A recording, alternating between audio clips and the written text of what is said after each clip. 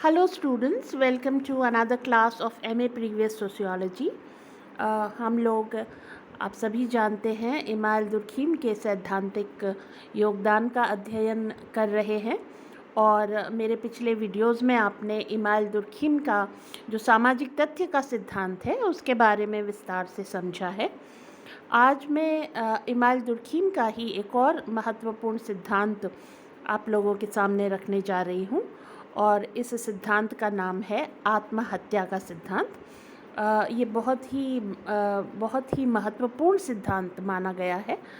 Durkheim के द्वारा दिए गए विभिन्न सिद्धांतों में से आत्महत्या का जो उनका सिद्धांत है वो एक बहुत ही सिग्निफिकेंट, बहुत ही महत्वपूर्ण कंट्रीब्यूशन माना जाता है सोशियोलॉजिकल थियरी को, समाजशास्त्रीय सिद्धांत को। तो आज हम दुर्खीम के जो आत्महत्या के संबंध में विचार हैं उनकी विवेचना प्रारंभ करेंगे। आज हम इसका प्रथम भाग देखेंगे। मैं Anupama Saha, associate professor sociology, government college Sirohi, Rajasthan. जैसा कि आप देख पा रहे हैं अपने स्क्रीन्स पर, introduction to the theory of suicide.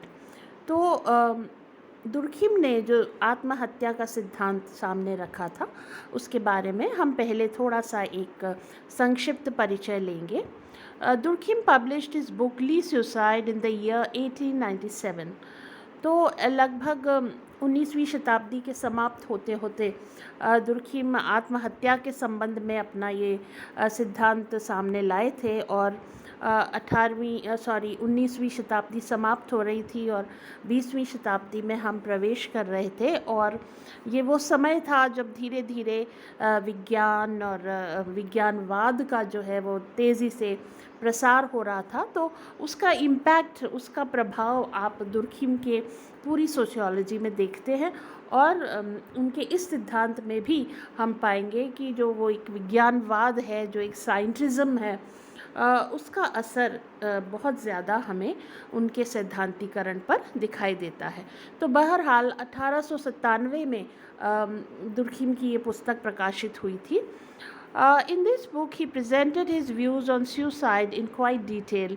तो ये जो पुस्तक है ली सुसाइड, इसमें उन्होंने आत्महत्या के संबंध में जो भी उनके विचार थे उनको बहुत विस्तार से सामने रखा है। Durkheim began by defining suicide and then he went on to reject all prevalent racial, biological, psychological and other theories of suicide.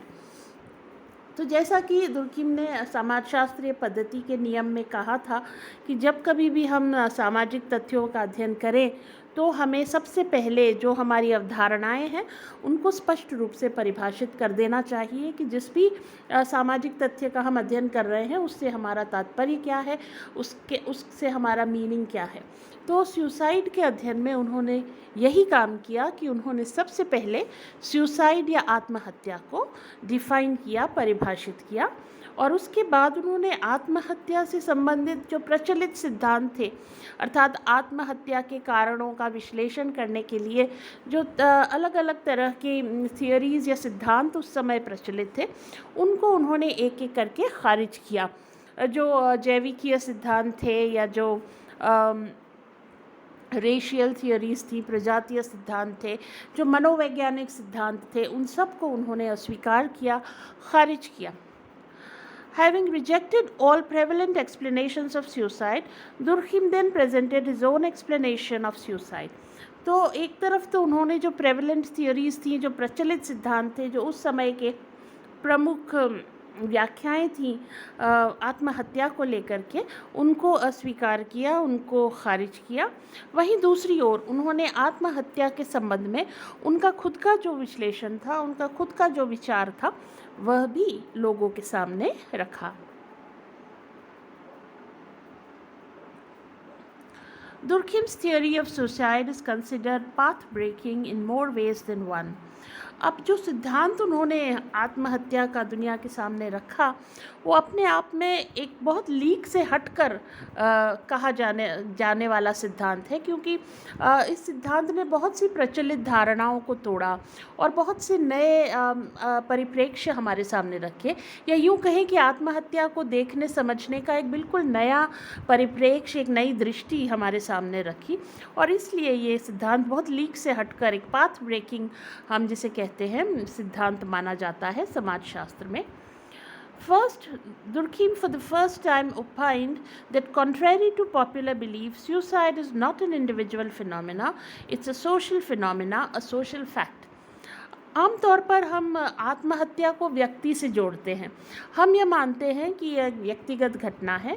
व्यक्ति आत्महत्या करता है, उसकी अपनी दशाएं होती हैं, उसकी अपनी मनोदशाएं होती हैं, उसकी अपनी समस्याएं होती हैं, कुंठाएं होती हैं, वो अवसाद होते हैं, और इन अवसादों के, इन कुंठाओं के चलते व्यक्ति आत्महत्या करता है।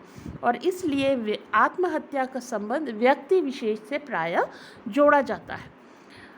लेकिन दुर्खिम ने एक बिल्कुल अलग हट के बात कही, और उन्होंने यह कहा कि आत्महत्या का संबंध व्यक्ति से बिल्कुल नहीं होता, ये कोई व्यक्तिगत घटना नहीं होती।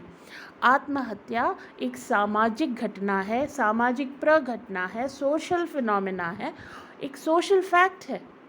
और उनका ये कहना था कि आत्महत्या का संबंध व्यक्तिगत तथ्यों से नहीं होता है या व्यक्तिगत दिशाओं से नहीं होता है, इसका संबंध सामाजिक दिशाओं से होता है, सामाजिक परिस्थितियों से होता है। और इसलिए चूँकि यह व्यक्तिगत घटना नहीं है, इसलिए इसके जो कारण हैं उनको हमें व्यक्ति में नहीं ढूंढने चाहिए। आत्महत्या के कारणों को समाज में ढूंढा जाना चाहिए, सामाजिक दशाओं में ढूंढा जाना चाहिए, सामाजिक परिस्थितियों में ढूंढा जाना चाहिए। तो ये एक नई बात जो है वह दुर्खिम ने लोगों के सामने रखी। Second, that therefore the cause of suicide should be seen in the social conditions and not in the individual. For it is society that is present in the consciousness of the lonely individual who is committing suicide. तो वो ये कह रहे हैं कि वो व्यक्ति, वो एकाकी व्यक्ति, वो अकेला व्यक्ति जो आत्महत्या कर रहा होता है, उसकी चेतना में समाज होता है, उसकी कॉन्शियसनेस में समाज होता है। और इसलिए जो आत्महत्या के कारण हैं वह सामाजिक दशाओं में निहित होते हैं, सामाजिक परिस्थितियों में निहित होते हैं, न कि व्यक्ति में। और इसलिए हमें इसे एक सामाजिक घटना मानते हुए इसका सामाजिक एक्सप्लेनेशन, सामाजिक व्याख्या करनी होगी, और हमें तमाम जो साइकोलॉजिकल या व्यक्तिगत जो व्याख्याएं हैं उनको अस्वीकार करना होगा। That suicide is a social fact and not an individual fact was a novel perspective of looking at suicide that was put forward by Durkheim. तो ये बात कि आत्महत्या कोई व्यक्तिगत घटना नहीं है बल्कि एक सामाजिक घटना है, एक सामाजिक तथ्य है, यह अपने आप में एक नई दृष्टि थी, एक नया परिप्रेक्ष्य था सुसाइड को समझने के लिए, आत्महत्या को समझने के लिए, जिसको कि दुर्खिम ने लोगों के सामने रखा। In order to prove his point, Durkheim resorted to secondary data on suicide and compared suicide rates in different groups and communities. अब क्या हुआ, अपनी बात को पुष्ट करने के लिए या अपनी बात को प्रमाणित करने के लिए दुर्खिम ने सुसाइड के संबंध में जो डेटा उपलब्ध था, यानी सुसाइड की जो घटनाएं, जो रिकॉर्डेड केसेस थे, जो रजिस्टर्ड केसेस थे सुसाइड के, उनको देखा, उनको इकट्ठा किया और उनका विश्लेषण किया। और उन्होंने ये पाया, उन्होंने अलग अलग समाजों के डेटा को कंपेयर भी किया, और उन्होंने ये पाया कि जब हम सुसाइड के डेटा को देखते हैं, और ख़ास तौर से उन्होंने एक जो वेरिएबल लिया वह था सुसाइड रेट, यानी आत्महत्या की दर, यानी एक दिए हुए समय में एक समाज में कितनी आत्महत्याएं हो रही हैं। और उन्होंने जब इसको देखा तो उन्होंने ये पाया कि आत्महत्या की दर एक समाज के लिए लगभग कांस्टेंट थी, यानी उन्होंने समयावधि ली और देखा कि भारत में एक साल में होने वाले सुसाइड की संख्या लगभग इतनी है, मान लीजिए वो 1000 है। तो मान लीजिए कि एक साल 2015 में अगर 1000 केसेस हैं तो 2016 में भी लगभग 1000 के आसपास हैं, 2017 में भी लगभग 1000 के आसपास हैं, कुछ ऊपर नीचे हो सकते हैं, पर एवरेज जो संख्या सुसाइड की है वो लगभग 1000। उसी तरह से उन्होंने अलग अलग समाजों में सुसाइड रेट्स देखी और वो लगभग कांस्टेंट थी, लेकिन अलग अलग समाजों के लिए ये रेट्स अलग अलग थी। और इस आधार पर उन्होंने कहा कि अगर सुसाइड एक व्यक्तिगत घटना होती तो फिर आत्महत्या की जो दर है वह हर समाज के लिए कांस्टेंट नहीं होती, एक निश्चित संख्या नहीं होती, बल्कि वह बदलती, वह वेरिएबल होती, वह निरंतर बदलती रहती। पर चूंकि हम यह पा रहे हैं कि सुसाइड रेट हर समाज के लिए कांस्टेंट है लगभग, इससे यह स्पष्ट होता है कि सुसाइड जो है वह व्यक्तिगत घटना नहीं है बल्कि एक सामाजिक घटना है। और इस तरह से उन्होंने फैक्ट्स के बेसिस पर, डेटा के बेसिस पर, सुसाइड रेट के आधार पर, आत्महत्या की दर के आधार पर यह बात प्रमाणित की वैज्ञानिक रूप से कि आत्महत्या का संबंध सामाजिक परिस्थितियों से होता है, सामाजिक दशाओं से होता है। Thus, for the first time, statistical analysis of data was done for the purpose of theorization. तो उन्होंने वास्तविक तथ्य एकत्रित किए, वास्तविक रिकॉर्डेड केसेस देखे और परसेंटेजेस निकाले और उनका जो है सांख्यिकीय विश्लेषण किया। और उसके आधार पर उन्होंने ये कहा कि जो अलग अलग सोसाइटीज़ हैं, अलग अलग समाज हैं, उनमें चूँकि आत्महत्या की दर लगभग हर समाज में निश्चित रही है, कांस्टेंट रही है, और अलग अलग समाजों में ये दर अलग अलग रही है, उससे यह हम कह सकते हैं कि सोसाइटी और सुसाइड के बीच में एक संबंध है, कोरिलेशन है। और इसलिए जो सुसाइड है, आत्महत्या जो है, वह एक सोशल फैक्ट है, एक सामाजिक तथ्य है। तो क्वांटिटेटिव एनालिसिस यानी परिमाणात्मक विश्लेषण, सांख्यिकीय विश्लेषण, मात्रात्मक विश्लेषण, उन्होंने ही सबसे पहली बार समाजशास्त्र में प्रारंभ किया। और इस तरह से समाजशास्त्रीय सैद्धांतिकरण में सांख्यिकीय विश्लेषण का जो मार्ग है वह भी उन्होंने प्रशस्त किया।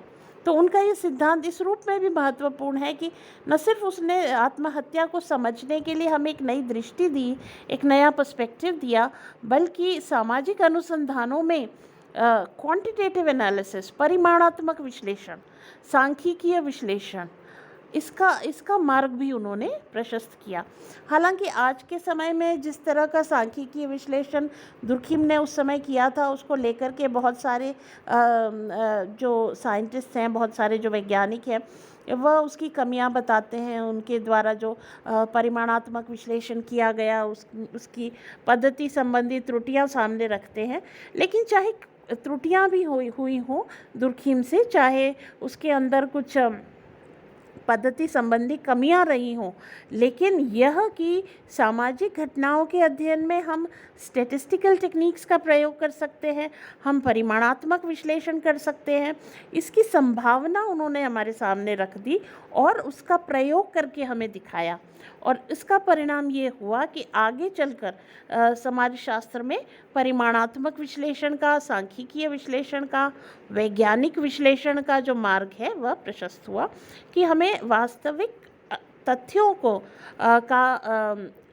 कलेक्शन, संकलन, वर्गीकरण, विश्लेषण, और वो भी सांख्यिकीय विश्लेषण करके रिजल्ट्स तक पहुंचने की कोशिश करनी चाहिए। तो ये जो एक अप्रोच है सामाजिक घटनाओं के अध्ययन का, वह नया अप्रोच जो है वह दुर्खिम ने हमें दिया। और इसलिए दुर्खिम का यह सिद्धांत बहुत महत्वपूर्ण माना जाता है, बहुत इम्पॉर्टेंट माना जाता है। The significance of Durkheim's theory of suicide lies in the fact that it brought a whole new perspective to the study of suicide. तो जैसा मैंने आपसे पहले भी कहा कि जो इम्पोर्टेंस है उनके सिद्धांत की, दुर्खिम की जो सिद्धांत है आत्महत्या का, उसका जो सबसे महत्वपूर्ण जो रोल है या भूमिका है वो यह है कि इसने एक बिल्कुल ही नया परिप्रेक्ष्य हमें दिया आत्महत्या को समझने के लिए। It was argued that society is a social fact and therefore could be explained only through social facts and not through any individual or psychological facts. तो उन्होंने पहले भी जब अपनी जो पुस्तक लिखी थी रूल्स ऑफ सोशियोलॉजिकल मेथड, उसमें उन्होंने कहा था कि जो सोसाइटी है वो केवल सोशल फैक्ट्स के ज़रिए समझी जा सकती है, और चूँकि आत्महत्या जो है वह भी एक सोशल फैक्ट है, एक सामाजिक तथ्य है, इसलिए उसे केवल और केवल सामाजिक तथ्यों के द्वारा ही समझा जा सकता है, व्यक्तिगत या मनोवैज्ञानिक तथ्यों के द्वारा नहीं। Durkheim for the first time employed statistical techniques for the analysis of data and thus paved the way for quantitative analysis in sociological research. तो जैसा मैंने आपको पहले बताया कि उन्होंने पहली बार तथ्यों का सांख्यिकीय विश्लेषण किया और उस सांख्यिकीय विश्लेषण के पश्चात वे निष्कर्ष तक पहुँचे। तो उन्होंने समाजशास्त्रीय अनुसंधानों में जो एक विज्ञानवाद है उसको स्थापित किया और सामाजिक अनुसंधानों में सांख्यिकीय विश्लेषण का मार्ग प्रशस्त किया। तो कोम्त ने हमेशा समाजशास्त्र को साइंस बनाने की बात कही, एक विज्ञान बनाने की बात कही। दुर्खिम ने ये करके दिखाया, उन्होंने उसे प्रैक्टिकली प्रयोग में ला करके दिखाया कि हम कैसे तथ्यों का वैज्ञानिक अध्ययन कर सकते हैं, कैसे हम तथ्यों का, डेटा का परिमाणात्मक विश्लेषण कर सकते हैं, सांख्यिकीय विश्लेषण कर सकते हैं और अधिक सटीक और अधिक सही और अधिक विश्वसनीय निष्कर्षों तक पहुंच सकते हैं। तो इस सिद्धांत की एक और महत्वपूर्ण बात ये ज़रूर है कि दुर्खिम ने समाजशास्त्रीय अनुसंधानों में सांख्यिकीय विश्लेषण का मार्ग प्रशस्त किया, एक रास्ता बताया जिस पर आगे चलकर आने वाले समाजशास्त्रियों ने काम किया और समाजशास्त्रीय अनुसंधान को अधिक परिशुद्ध बनाया, अधिक सटीक बनाया, अधिक निश्चित बनाया और इस प्रकार अधिक वैज्ञानिक और प्रामाणिक बनाने का प्रयास किया। तो आज के इस क्लास में बस इतना ही। आत्महत्या का जो दुर्खिम का वास्तविक सिद्धांत है, आत्महत्या के बारे में जो उनके विचार हैं, उनको हम आगे के वीडियोस में विस्तार से समझेंगे। मुझे पूरी उम्मीद है कि आज का वीडियो आप सभी लोगों को उपयोगी लगा होगा। आपके फीडबैक का मुझे इंतज़ार रहेगा। आपका बहुत बहुत धन्यवाद।